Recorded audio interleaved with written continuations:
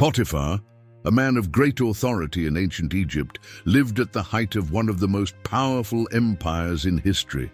Captain of the Pharaoh's guard, his life was marked by wealth, discipline, and decisions that resonated beyond his understanding. Between the halls of the palace and the opulence of his home, Potiphar faced dilemmas of power, justice, and loyalty. Its story, full of glory and challenges, leads us to reflect on the weight of choices and purposes that unfold even in the most unexpected moments. Subscribe to the channel for more exciting biblical stories and turn on the notification bell so you don't miss any videos. If you like the content, don't forget to send a "thanks a lot." And if you want to support the channel even more, become a member and gain access to exclusive benefits. In the heart of ancient Egypt, Potiphar was born, son of a rich land full of mysteries. He came into the world at a time when the sun shone like an absolute god, and the banks of the Nile told stories of gods, kings, and warriors. Potiphar grew up surrounded by a world that breathed greatness, but also carried in the air the weight of unbreakable traditions and hierarchies. Since he was little, he felt the attentive gaze of those around him, as if destiny had already chosen him for something greater. It was common for the children of Egypt to run free under the golden sky, but Potiphar's life was marked by something different. His days were shaped by rigorous teaching and a sense of duty that seemed much bigger than himself. While others played with papyrus boats, Potiphar observed the soldiers' training and listened in silence to discussions about war strategies and politics. He didn't know it yet, but these moments would be like seeds planted in his soul, ready to blossom at the right time. Egypt at that time pulsed with a fervor of conquest and riches. It was a land where those with strength and wisdom rose, while the weak were lost like dust in the wind. And Potiphar, with his silent determination, began to walk his path. Every word learned, every lesson absorbed, was like a brick in the construction of his journey. The years passed, and the boy was shaped by the relentless force of expectations that surrounded him. The young man, who carried in his name a promise of divine gift, became a remarkable man, ready to assume a prominent role in the most powerful empire in the world. And it was then that destiny, always full of twists and turns, began to guide Potiphar towards the beating heart of Egyptian power, where his name would become known and his life would be intertwined with unexpected events. Potiphar, already a young man shaped by the discipline and traditions of his land, began to stand out among the men who served the great pharaoh. His firm posture and attentive gaze caught the attention of superiors and colleagues. He wasn't just a soldier or any servant. There was something in the way he acted that separated him from the rest, a rare combination of strategic intelligence and unwavering loyalty. In Egypt, where every move was watched as on a chessboard, Potiphar played his pieces with precision. The halls of the palace were a world apart, pulsing with voices that whispered secrets and intrigue. Potiphar learned early to walk among these shadows without being swallowed by them. Over time, his skills took him to a position few achieved. He became captain of Pharaoh's personal guard. It was a position of great responsibility and privilege. Under his command, not only was the security of the palace guaranteed, but also order in the most tense moments, where one wrong word could spell disaster. The other officers respected him, and many feared him. He was known not only for his strength, but also for his justice. His orders were clear and direct, like the cut of a very sharp blade. Potiphar did not need to shout. His presence was enough to inspire obedience. And yet, within that man with impeccable posture, there was still a shadow of loneliness. The weight of his position brought with it a life of isolation, a sacrifice he made in the name of his duty. As Potiphar rose higher and higher in the intricate system of Egyptian power, the house in which he lived began to reflect his rise. Riches surrounded him, but he knew that power had a price. With Potiphar's rise to the top of the Egyptian hierarchy, his life turned into a portrait of opulence and status. The house where he lived was almost as imposing as the palace corridors themselves. The stone columns seemed to touch the sky, decorated with symbols that told stories of victories and glory. Vibrant decorations covered the walls, while the rooms were filled with statues of gods and imposing figures. Everything there was designed to reflect the power of its owner. The servants walked the corridors with the lightness of shadows, responding to every order, while the gardens around them bloomed with colors that seemed to come out of dreams. The soft sound of water running in the fountains gave life to the environment, but at the same time, it hid a silence that seemed to weigh on every corner of that grand residence. Despite all this wealth, Potiphar's heart remained contained. He knew that in that position, nothing could be left to chance. It was there, in that luxurious setting, that Potiphar began his days. Between meetings with other officers and formal ceremonies, he organized his house like a general organizes his troops. Nothing escaped his watchful eye, from the smallest detail in the arrangement of his possessions to the behavior of those who served under his roof. However, what seemed like a meticulously planned routine was about to be broken. The arrival of a new servant, a young Hebrew named Joseph, would bring something unexpected. The first time his eyes met the boys, Potiphar had no idea the impact he would have on his life. He was just another slave, or so it seemed. It was on a day like any other that Joseph, a young man with a face marked by the harshness of life, crossed the gates of Potiphar's house. Sold as a slave by hands that were supposed to protect him, Joseph seemed like just one of many who passed through the great slave market in Egypt. Potiphar, accustomed to observing with calculating eyes, little did he know that this young man carried something invisible, something that no coin could measure. Jose was different. It was not his physical strength nor his appearance, but something in his countenance that conveyed calm and determination, as if he knew that his story would not end there. Potiphar, always attentive to the smallest detail, noticed this. Even if instinctively, the Hebrew was put to work in his home, initially on simple tasks, but soon began to attract attention for the way everything he touched seemed to prosper. Potiphar's house was already organized, but under Joseph's administration things flowed even more perfectly. He didn't just perform his tasks, he transformed them. The stores remained full, the servants worked in harmony, and even Potiphar's business somehow seemed to prosper. It was as if an invisible hand blessed everything around him. Potiphar, a man accustomed to distrust, observed everything with increasing admiration. Without realizing it, he began to trust Jose in a way he had never trusted anyone before. Little by little, he delegated greater responsibilities to him, until the time came when the young man was responsible for everything that happened in his home. Nothing was denied to him, except, of course, the position that Potiphar maintained as absolute master of that space. Potiphar, accustomed to observing human behavior as a soldier assesses the battlefield, could not ignore the impact that Joseph brought to his home. It was as if the young Hebrew carried with him a light that illuminated even the darkest corners of that vast residence. The prosperity that now hovered over everything he owned was not just the result of a job well done. There was something more, something Potiphar couldn't explain. He began to spend more time observing Joseph, not as a master observing a slave, but as someone intrigued by the mystery surrounding him.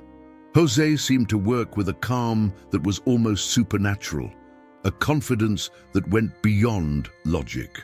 Potiphar, a pragmatic man accustomed to calculating risks, began to feel something rare, the feeling that he could truly trust someone. It was as if Jose was not just there out of obligation, but as if there was a greater purpose guiding his every step. In time, Potiphar made Joseph the administrator of his entire household. It was an audacious decision, but one that seemed obvious. Under Joseph's care, the fields bore more fruit, the servants worked more cheerfully, and even the animals seemed healthier.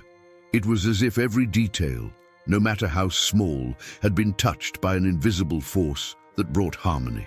However, Potiphar was not the only one to notice Joseph.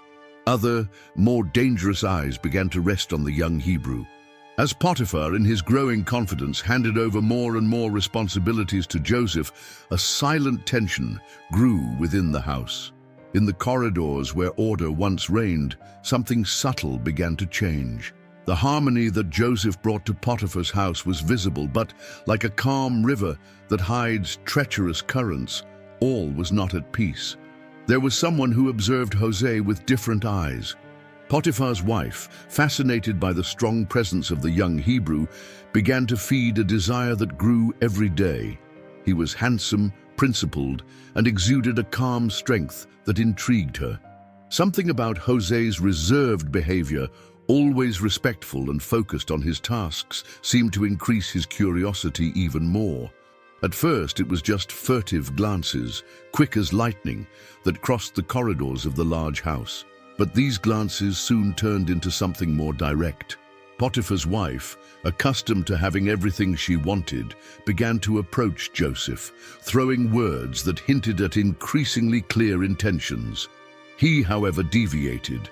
He maintained his firm and respectful stance, refusing to cross the line he knew to be dangerous, but she didn't give up. Her advances became more daring, until one day, when they were alone in the house, she tried to force him to give in. Joseph, faithful to his principles and to the God who guided his steps, rejected her once again and fled, leaving behind his tunic, which she held onto in a last-ditch effort to stop him. Feeling rejected and filled with a rage that burned like the desert sun, she acted quickly. She turned her humiliation into a story of betrayal and, screaming for help, accused Jose of having tried to attack her. When Potiphar arrived home and found the commotion, his wife was already surrounded by servants, with Joseph's tunic in her hands and tears streaming down her face. The scene was full of theatricality, but Potiphar, an experienced man attentive to details, noticed something strange. However, his wife's voice, shaking with a mixture of anger and mock pain, cut off any chance of questioning. She said between sobs that Jose had tried to attack her, but that she, brave, screamed and he ran away, leaving his tunic as evidence. The story fell like thunder upon Potiphar. He knew his wife and knew her temperament, but he also knew Jose. The young man had always been honest, responsible, and above all, faithful. Nothing in his stance over the years suggested he was capable of anything so vile. Potiphar was torn between the fury that the situation demanded and the doubt that weighed like a stone in his chest. He knew he couldn't ignore the accusation, but something in his heart hesitated. The pressure was immense. As captain of the guard and man of rank, Potiphar needed to protect his reputation and the honor of his house. Any decision made that night would be fraught with consequences. He looked at Jose, now imprisoned between the guards, and saw that the boy did not defend himself with heated words, but with a calm that seemed to defy the moment itself. It was as if Jose knew that, even in the face of injustice, something bigger was at stake.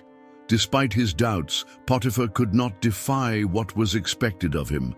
To protect the stability of his home and avoid any suspicion against his own leadership, he made the decision to throw Jose into prison. But as the young man was led away, Potiphar could not escape the feeling that this choice, made under the weight of circumstances, would still reverberate in ways he could not imagine. After Joseph was taken to prison, Potiphar's house was never the same. The silence seemed heavier, almost palpable, as if every stone in the walls carried the memory of what had happened. Joseph's presence, which once brought life and harmony, was now felt in his absence, a void that no servant or wealth could fill. Potiphar, accustomed to maintaining order and discipline, felt restless. He didn't talk about it, but doubts about his decision followed him like a shadow. The days dragged on.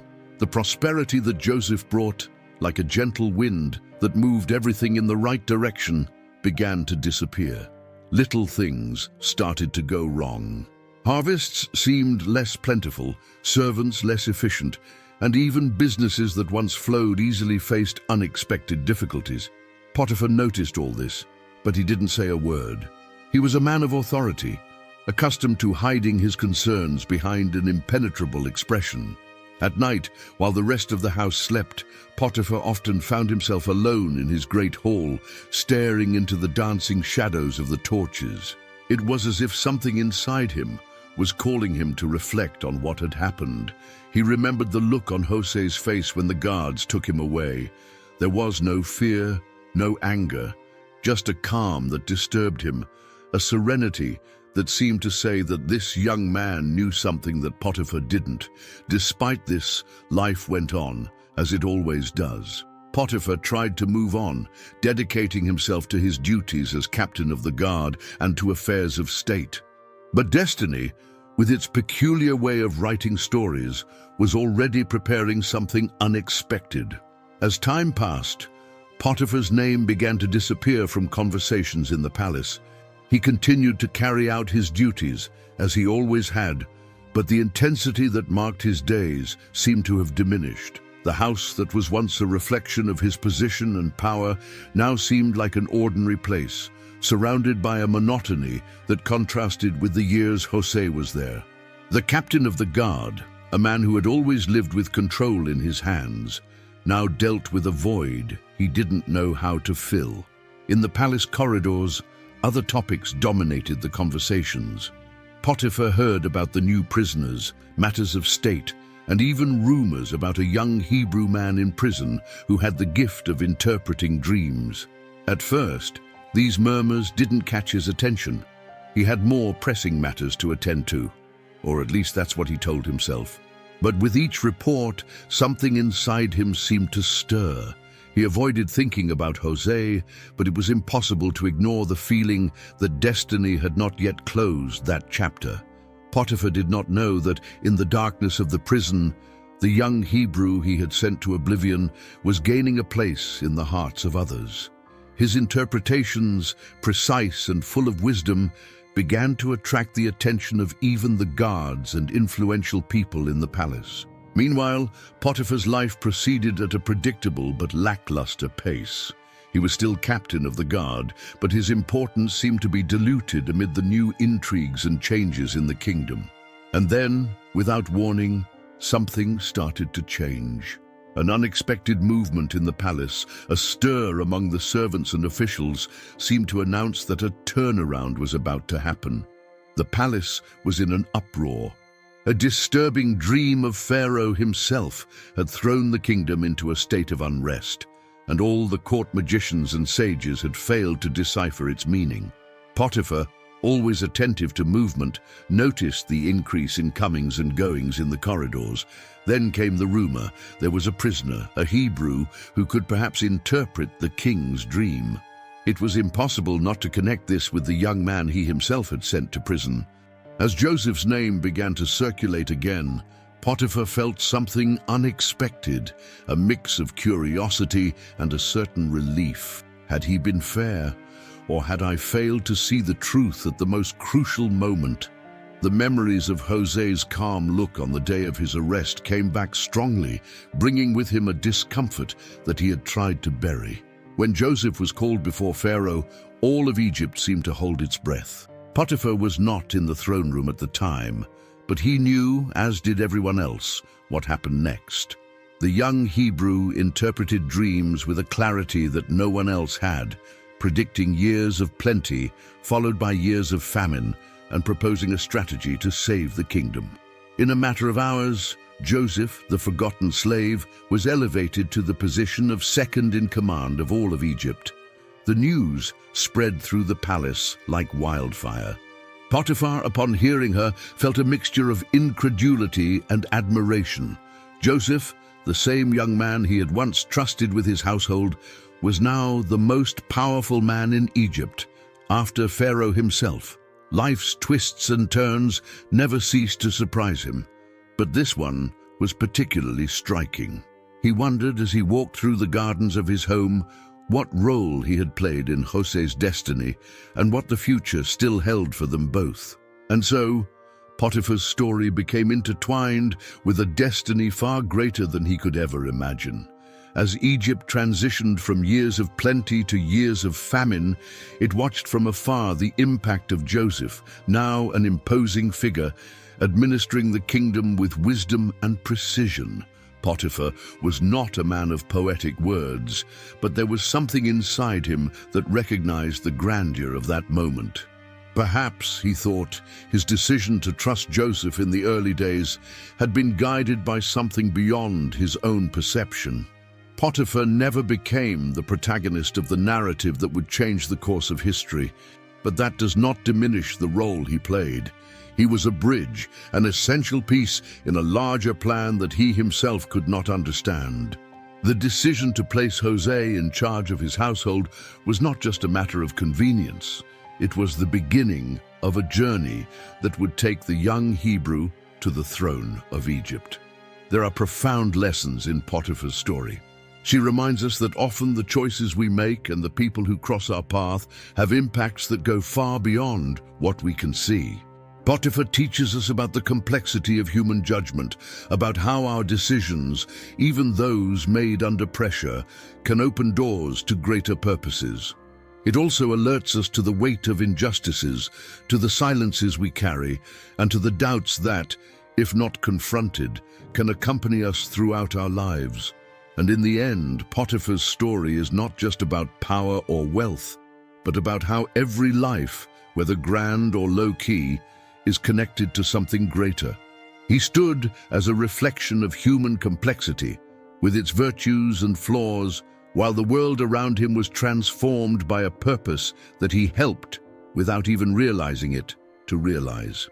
A story that makes us think about our own role in the great mosaic of life. If you liked Potiphar's story and want to continue following other stories of faith and overcoming, be sure to like this video and share it with those you love. And of course, subscribe to the channel so you don't miss any new content. Together, let's explore more powerful lessons from the Bible.